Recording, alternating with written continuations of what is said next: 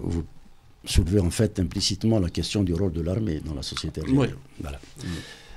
Je crois, j'espère en tout cas, que l'armée nationale populaire saura échapper aux engagements dans lesquels certains hommes ambitieux et pas toujours responsables l'ont entraîné au lendemain de l'indépendance contre le GPRA notamment. C'est le premier coup d'État de 1962 qui est en train de résonner. Ce sont ces répliques qui sont en train de se décliner de diverses manières. Jusqu'à aujourd'hui. Jusqu'à aujourd'hui.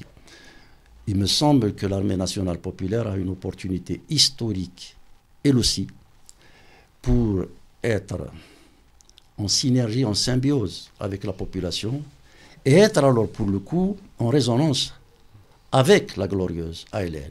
C'est là qu'elle sera la digne héritière de l'ALN si réellement elle entend, comprend et assume ce qui se passe dans la cité algérienne au jour d'aujourd'hui. Pour revenir au discours dont vous parlez, j'ai lu l'ambiguïté et les hésitations des observateurs qui ont trouvé une chose et son contraire. Je partage aussi cette ambiguïté.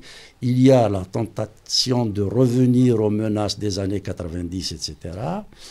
Et il y a aussi la volonté de ne pas du tout parler de l'élection.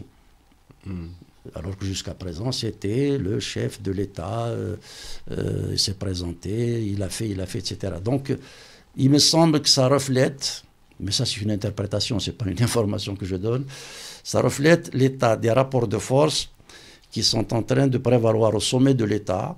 Les clans s'observent, personne ne se sentant en mesure de s'imposer à l'autre, essaye de gagner du temps, de jouer la montre, mais je pense que ce statu quo au sommet de l'État est en contradiction totale avec la dynamique, la lame de fond qui existe dans la société algérienne qui est en train de renaître, qui est en train de revivre, et la précipitation. J'espère que l'armée algérienne saura entendre et comprendre cette demande historique et qu'elle profitera de cette opportunité unique qui se présente à elle, comme à nous tous, pour construire la nouvelle cité algérienne. C'est-à-dire, à un moment donné, l'armée va devoir trancher.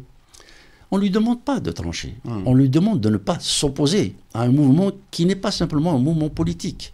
C'est un mouvement qui est du registre de l'historique. Je ne sais pas de quoi demain sera fait. Mais dans ce que nous avons déjà vu, nous venons d'assister à un miracle, encore une fois. Cette jeunesse qui était donnée dans la boucherie de l'éducation nationale, qui était aliénée, conditionnée pour la haine de soi et de l'autre, pour la violence, s'est transmutée, est devenue une jeunesse citoyenne, intelligente, conviviale. Je n'ai pas vu un seul mot déplacé dans les manifestations, alors qu'il y avait des jeunes, des filles, des plus âgés, des femmes.